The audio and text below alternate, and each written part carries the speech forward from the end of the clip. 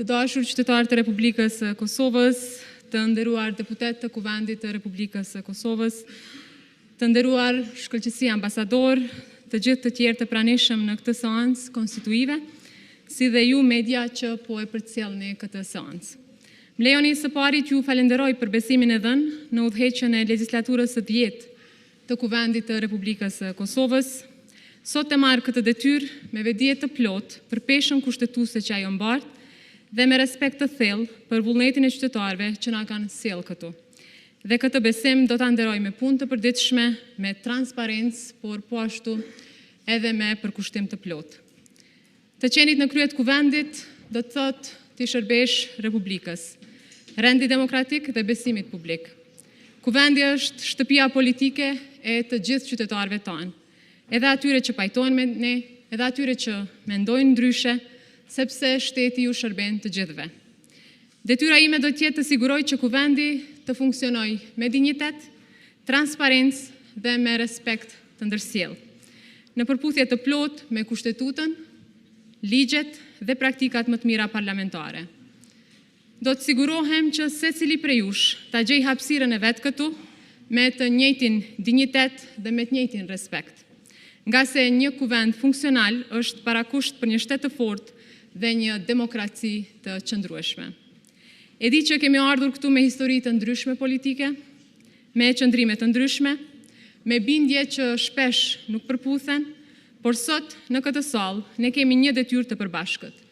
Tu shërbejmë qytetarëve me ndershmëri, me përgjegjësi dhe vizion, sepse ata presin nga ne zgjidhje, punë konkrete dhe bashkëpunim për të mirën e përgjithshme.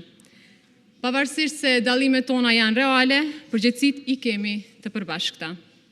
Kuvendi është vendi ku përballen dhe merren vendimet, por ky institucion përtej rregullave dhe procedurave është vendi ku qytetarët e matin seriozitetin ton.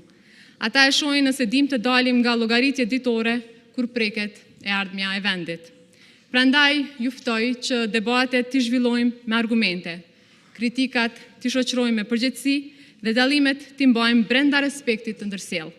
Nuk është e nevojshme të mendojmë njësoj, por është domosdoshmëri të punojmë në të njëjtin drejtim në shërbim të Republikës së Kosovës dhe në shërbim të qytetarëve të Republikës së Kosovës.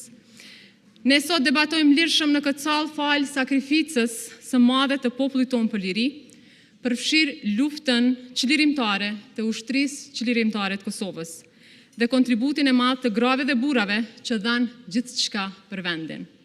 E sot këtu, në këtë pasditë vim, pasi gjatë tërditës kishim seancën gjyqësore ndaj ish-krerëve të ushtrisë çlirimtare të Kosovës. Historia e popullit shqiptar të Kosovës është e qartë dhe është e drejtë.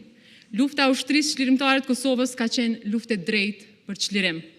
Dihet kush ka qenë agresori, dihet kush ka bërë krime në vendin tonë, ato janë të regjistruara dhe të dëshmuara nga bota mbar. Ato krimi janë kryer nga Serbia, e cila kur asnjëherë nuk u përball me drejtësinë në mënyrë serioze. Përkundrazi, kriminalët e luftës u ricikluan në pushtet e u amnistuan. Ne presim që ish-krerët e UÇK-s të kthehen sa më parë në vend dhe tek familjet e tyre, dhe që këto orvatje të prokurorisë të marrin fund sa më parë. Për këtë duhet jemi bashkë. Prandaj të dashur deputet, në veçanti për çështjet që prekin interesin kombëtar, duhet të flasim me zë të qartë e të kemi qëndrim të përbashkët, me zotimin se kjo republikë ka institucione që i dalin zot edhe në momentet më të vështira. Të nderuar deputet, ju siguroj se detyrën e kryetares së Kuvendit do ta ushtroj me panshmëri, integritet dhe përkushtim të plot institucional.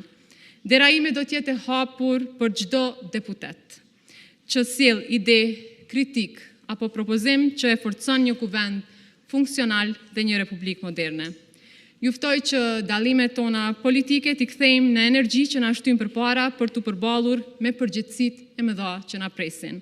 Kosova e meriton një kuvend që punon me dinjitet dhe përgjegjësi, qytetarët meritojnë një politikë që i dëgjon, që vepron dhe që e mban fjalën. Kjo është puna që na pret dhe këtë standard do ta ndjek secilën ditë të këtij mandati. Le ta shfrytëzojmë pra këtë mandat për të ndërtuar besim, për të forcuar institucionet dhe për ta quar vendin përpara.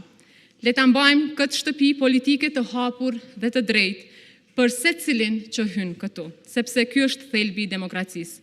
Në këtë frymë ju falenderoj për besimin dhe ju uroj punime të mbara kësaj legjislature, gjithnjë në shërbim të Republikës së Kosovës dhe të qytetarëve tanë. Faleminderit shumë.